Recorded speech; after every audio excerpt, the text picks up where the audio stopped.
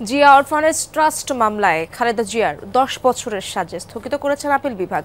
সোমবার ভারপ্রাপ্ত প্রধান বিচারপতি আশফাকুল ইসলামের নেতৃত্বাধীন 3 সদস্যের আপিল বিভাগ এই আদেশ দেন। একই সঙ্গে খালেদা জিয়াকে আপিলের অনুমতিও দেন আপিল বিভাগ। সেই সঙ্গে 2 সপ্তাহের মধ্যে মামলার সারসংক্ষেপ জমা দেওয়ার নির্দেশ দেওয়া হয়। আপিলের লিভ শুনানি না হওয়া পর্যন্ত সাজা স্থগিত থাকবে।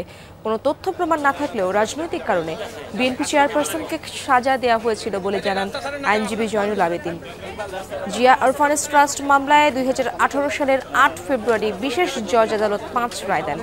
রায়ে সাবেক প্রধানমন্ত্রী খালেদা জিয়াকে 5 বছরের কারাদণ্ড ও অর্থদণ্ড দেওয়া হয়। এই রায়ের বিরুদ্ধে একই বছর হাইকোর্টে আপিল করেন খালেদা জিয়া, আর সাজা বৃদ্ধির চেয়ে দুদকও আবেদন করেন। এই আপিলের উপর শুনানি শেষে 2018 সালের 30 অক্টোবর হাইকোর্ট রায় দেন। সেখানে খালেদা জিয়ার সাজা বাড়িয়ে 10 বছরের কারাদণ্ড দেওয়া হয়। হাইকোর্টের পূর্ণাঙ্গ রায় প্রকাশের পর 2019 সালে আপিল বিভাগ পৃথক 2টি লিভ টু আপিল করেন খালেদা জিয়া।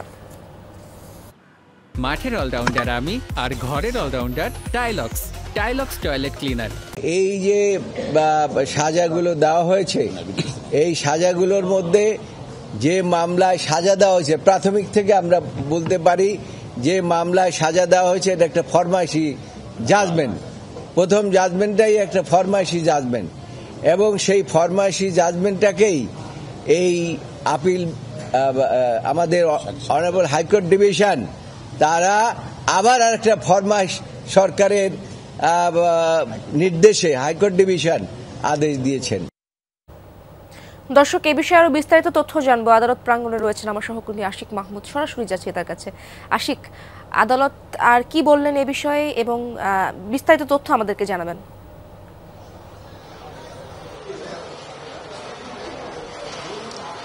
ইশরাত, আপনি জানেন যে শেখ হাসিনা সরকারের আমলে খালেদা জিয়াকে, বিএনপি চেয়ারপারসন খালেদা জিয়াকে জিয়া অরফানেজ ট্রাস্ট দুর্নীতি মামলায় প্রথমে নিম্ন আদালত 5 বছর এবং পরবর্তীতে উচ্চ আদালতে আপিল করার পরে সেটি 10 বছর, অর্থাৎ মোট 10 বছরের সাজা দিয়েছিল। সেই সাজার বিপরীতে কিন্তু চেম্বার আদালতে লিভ টু আপিল করেছিল আপিল বিভাগে খালেদা জিয়ার আইনজীবীরা, এবং সেই আপিলের শুনানি কিন্তু গতকাল শেষ হয়েছিল। আজকে আদেশের জন্য ছিল। আজকে আদেশে আমরা যেমনটি জেনেছি, আশফাকুল ইসলাম নেতৃত্বাধীন 3 সদস্যের যে বেঞ্চ, সেই বেঞ্চ আজ সেই ঘটনায় একটি রায় দিয়েছেন এবং আদালত বলেছে যে তার যে 10 বছরের সাজা ছিল সেই সাজাটি স্থগিত থাকবে, এবং এর পরবর্তীতে যে লিভ টু আপিলটি করা হয়েছে এটি শুনানি না হওয়া পর্যন্ত এই সাজা স্থগিত থাকবে। এবং এরপরে কিন্তু আইনজীবীরা যারা ছিলেন, বিএনপির আইনজীবী জয়নুল আবেদিন, ব্যারিস্টার রুহুল কুদ্দুস, কাজল, কায়সার কামাল, মাহবুবুদ্দিন খোকন সহ সিনিয়র যারা বিএনপির আইনজীবী তারা কিন্তু কথা বলেছেন, এবং তারা আমাদেরকে জানিয়েছেন যে শেখ হাসিনাকে, খালেদা জিয়াকে কিন্তু ওই সময় শেখ হাসিনার সরকার, শেখ হাসিনার ফ্যাসিস্ট সরকারের নির্দেশে